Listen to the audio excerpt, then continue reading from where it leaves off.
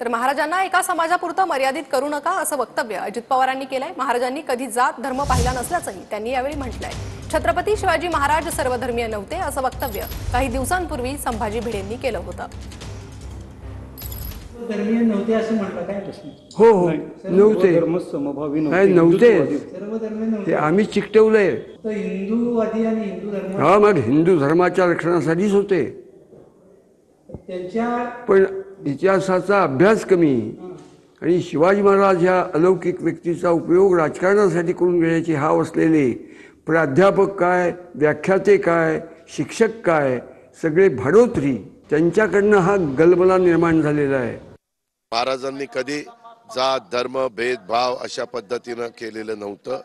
त्यांच्या एकंदरीत महाराजांचा जो इतिहास लिहिला गेलेला आहे किंवा इतिहासात जे काही पानं आहेत त्याच्यामध्ये वेगवेगळ्या समाजाची, धर्माची, पंथाची लोकांनी हिंदवी स्वराज्याची स्थापना करण्याच्या करता मनापासून महाराजांना साथ दिलेली इतिहासामध्ये नोंद आहे। कृपा करून महाराजांना एका समाजापुरतं मर्यादित करू नका।